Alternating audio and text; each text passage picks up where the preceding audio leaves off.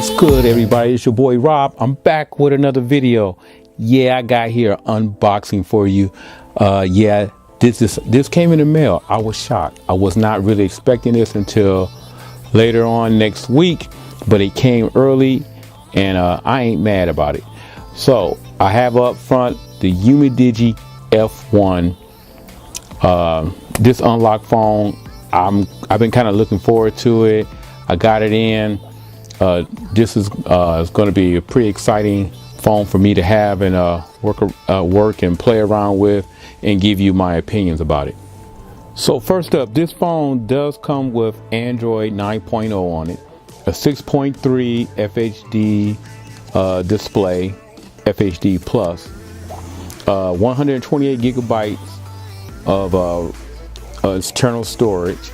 It does have 4 gigs of RAM. It does have the Helio P60 chip processor, 5150 milliamp battery.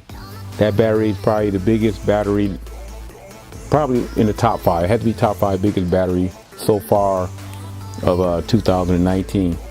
It does have an 18 watt fast charge, and it does have NFC, 16 megapixel camera, 8 megapixel second camera.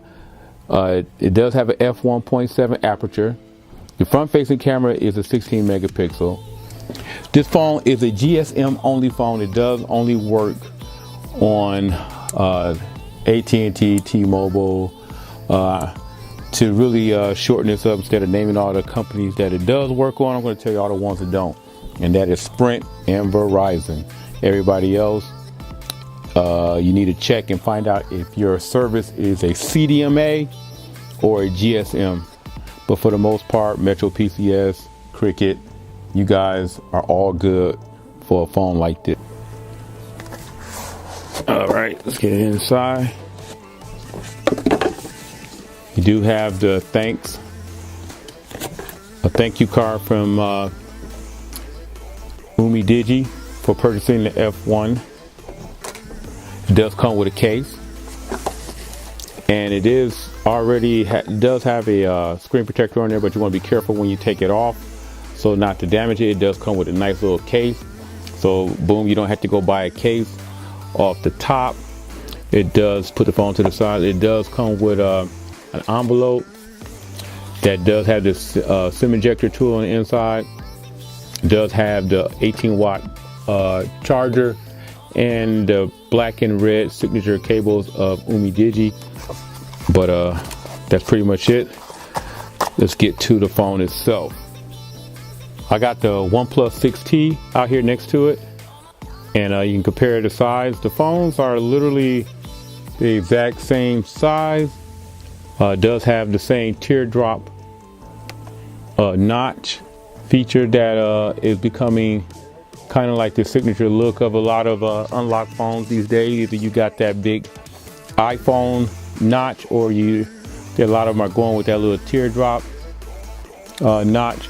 This phone does retail for $219. I got this for $219, so I got it at a pretty reasonable price.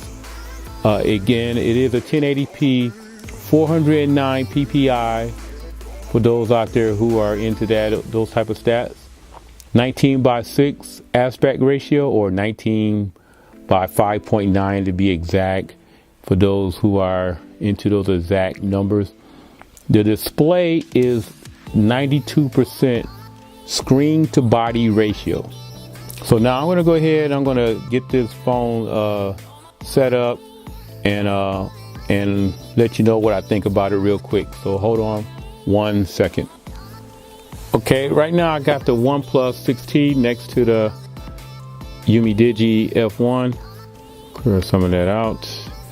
And I got my T-Mobile SIM card inside of that one. Pretty much the same look. The display though on the OnePlus tends to pop a little better while I'm looking at it here. Even though they both are 1080, let's go into the settings, and you can see some of the similarities to the settings. They do have this smart assistant feature where You can manage your networks, your buttons on the bottom. I have all the buttons taken off. I want to show you I can put them back on. Here you go. I got them, the capacitive buttons back on, or you can do a whole gesture setup.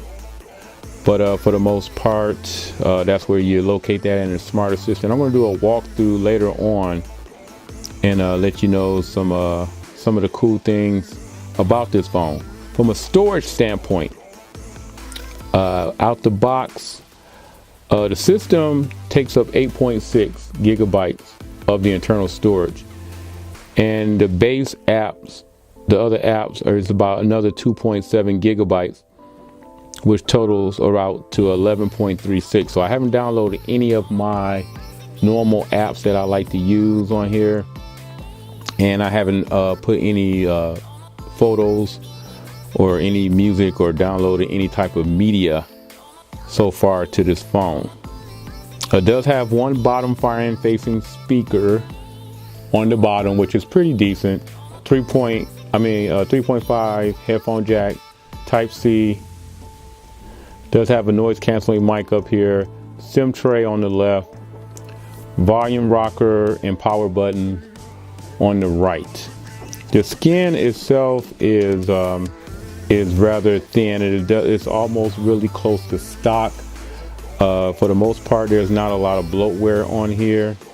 This is pretty much what came. I think the only thing I added on here was the speed test. That's pretty much the only app that I've got on here so far. So again, very reminiscent to the OnePlus 6T. Pretty much the same look. The case that came with the phone is not what I would call a protective case. This is just to hold you over until you can get some in, protect you from scratches. But for the most part, this won't protect you from a fall. So you must be careful with this type of case while you're waiting for this. So it is what it is.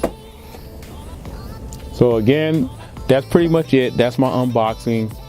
If you have any questions, leave those down below. If you like this video, don't forget give me a thumbs up.